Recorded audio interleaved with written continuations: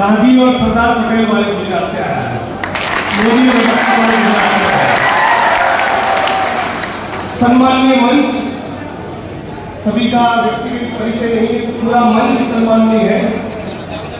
मेरी बहनें, माताएं, बुजुर्गों, युवा साथियों, और आपके चेहरे का नूर और ये तालियों की गूंज बता रही है कि जो भारी मतों से विजयी बनने वाले हैं, उसके बड़े बड़े भाई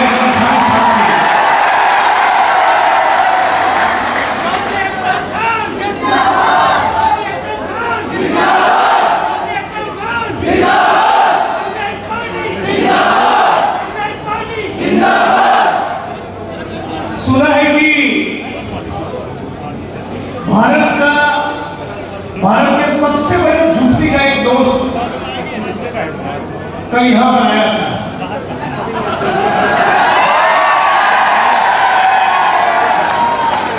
लेकिन मैं उसकी एक बात से सहमत हूं।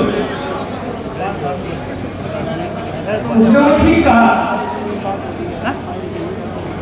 बटोगे तो कटोगे। मैं भी सहमत हूं। जिन्होंने विनेश फोगाट के साथ अत्याचार किया, उसमें छोड़कर तमाम लोग एक हो जाओ, बटोगे तो कटोगे। जिन्होंने जगाधरी में ड्रग्स और माइनिंग के काले कारोबार को अंजाम दिया है, जिन्होंने हरियाणा में और हिंदुस्तान में 40-50 साल तक कलम, किताब और संविधान के बजाय तलवारें और त्रिशूल बांटी है, उनको छोड़कर बाकी के तमाम लोग एक हो जाओ।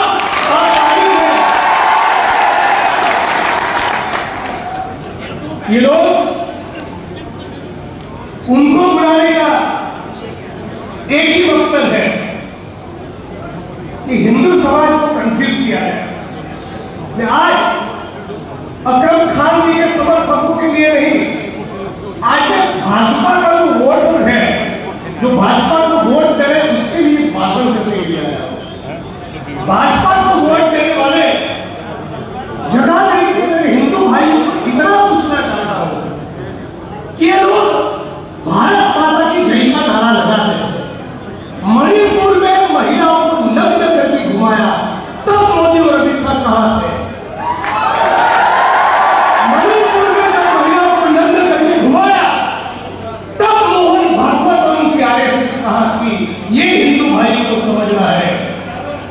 जब विनेश फोगाट महीनों तक दिल्ली की सड़कों पर इंतजार करने रहती, न्याय की लड़ाई के लिए रहती, तभी आरएसएस वाले कहा थे ये न मुसलमान के हैं, न सिख के हैं, न दलितों के हैं, न ओबीसी के हैं, न हिंदुओं के हैं, ये उसका वो अपने बाप के भी नहीं, न सत्ता और संपत्ति के।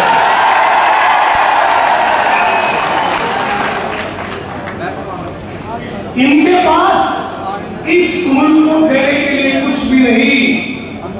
इनका बाप भी स्वतंत्रता के आंदोलन में नहीं था। स्वतंत्रता के आंदोलन में उन्होंने गद्दारी की, आरएसएस के लोगों ने। इनको पहचानो, 50-52 साल तक तिरंगा नहीं लगा था। ये न गांधी जी के साथ थे, न सरदार पटेल के साथ थे, न बाबा साहब अम्बेडकर के साथ थे, न भगत सिंह, सुखदेव, राजगुरु के साथ थे, न सुभाष चंद्र बोस के साथ थे। तो थे कहा, ये अंग्रेजों की चापलूसी कर रहे थे। तो हाथ जोड़कर जगाधरी के हिंदू भाइयों को समझाना चाहता हूं कि समझिए, अभी भी वक्त है। हरियाणा की जनता ने चुनाव में मूड बना दिया है। 36 कौम का नेता है ये।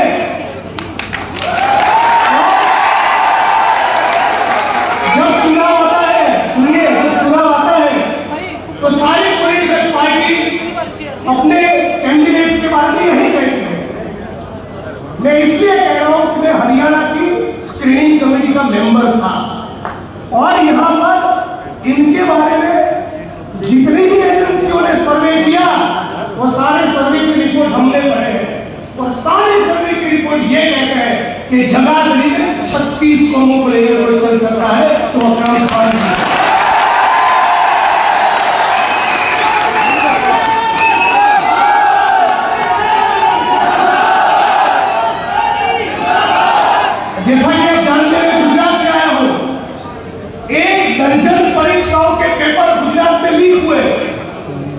पर ज्यादा नहीं तो उसका जो लोग वोट बने हैं उस पर ज्यादा नहीं तो 90% तो हिंदू हो गए ना। इन हिंदू विद्यार्थियों की, इन हिंदू युवाओं की सुनवाई क्यों नहीं हो रही? जो हिंदू विधवा बहनें पेंशन की लंबी लंबी कतारों में बैठती है उनकी सुनवाई क्यों नहीं हो रही है? हिंदुस्तान में जो हिंदू किसान सुसाइड किए हैं उनकी सुनवाई क्यों नहीं कर रहे? और इसीलिए हम लोग समझ पाए हैं जात पात धर्म को छोड़कर हमें केवल एक बात याद रखनी है जो राहुल गांधी कहते हैं, मोहब्बत की बात। ये संत रविदास ये गुरु नानक की धरती है, कबीर का मुल्क है, भगत सिंह और बाबा साहब अम्बेडकर का मुल्क है। इस मुल्क को तलवार और त्रिशूल मारकर नहीं राहुल गांधी की तरह गले लगाकर नहीं जिला जा सकता है। आपके बीच में ऑडियंस में दलित समाज के भी बहुत साथी हो गए। मैं उनको विशेष तौर पे 3 बात कहना चाहता हूं और इन 3 बातों के साथ अपनी वाणी को विराम दूंगा। 3 बात याद रखिएगा और पूरे हरियाणा का दलित आदिवासी इस बात को सुने और अपनी आने वाली पीढ़ी को भी बताए। एक, आरएसएस, बीजेपी और नरेंद्र मोदी सबसे ज्यादा किसी नेता से नफरत करते हैं वो है डॉक्टर भीमराव बाबा साहब अम्बेडकर। इस बात को याद रखिएगा। कभी कभी दलित समाज के लोग भी 19-20 हो जाते हैं, इनके लिए खास कह रहा हूं, इन नफरती चिंतुओं को पहचानो। ये आरएसएस, बीजेपी और नरेंद्र मोदी सबसे ज्यादा किसी नेता से नफरत करते हैं वो है डॉक्टर भीमराव बाबा साहब अम्बेडकर। दोनों आरएसएस, बीजेपी और नरेंद्र मोदी सबसे ज्यादा किसी किताब से नफरत करते हैं वो है भारत का संविधान।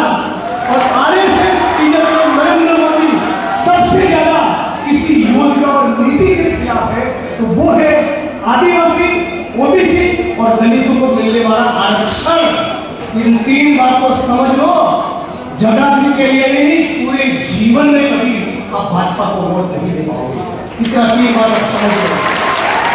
ये वही लोग हैं जिन्होंने डॉक्टर भीमराव बाबा साहब अम्बेडकर के संविधान को कूड़ेदान में और समंदर में फेंकने की बात की। उनको पहचान लेना।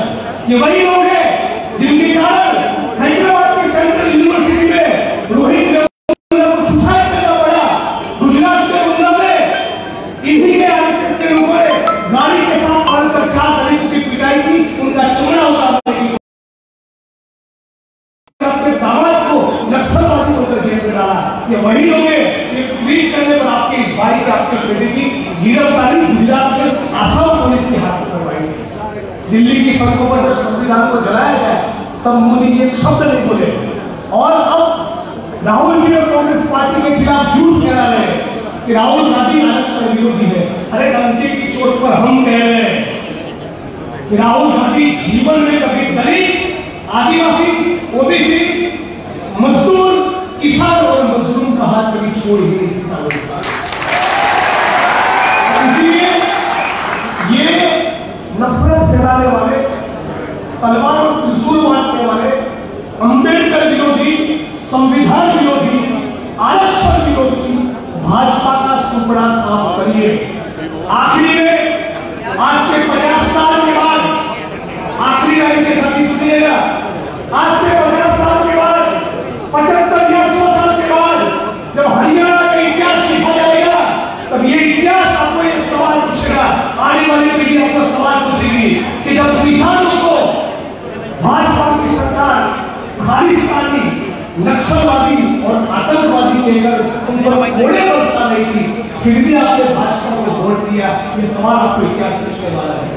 गुजरात की बेटी 33 करोड़ के बलात्कारी को जेल से छोड़कर बंदूक उठाए। मणिपुर में भाजपा का एक नेता रिसोर्ट चला रहा है। इस बात का आरएसएस और बीजेपी के नेता महिलाओं के साथ रंगरेलिया बचाए, उसके लिए उनका रिसोर्ट चलाता पकड़ा गया। ये उनके संस्कार है और इसीलिए फुले का मुल्क, बाबा साहब अम्बेडकर का मुल्क, सुखदेव, राजपूत, बसपा और मुस्लिम का मुल्क, हमारी कोई एकता बनी रहे। हरियाणा के किसान एक एक मजदूर, एक एक बहन, एक एक माता और नौकरी की लंबी कतारों में खड़े युवा तमाम लोग मिलकर अकरम खान जी को, मेरे भाई को भारी मदद पहुंचाए, उनका जिससे गुजार मिलेगा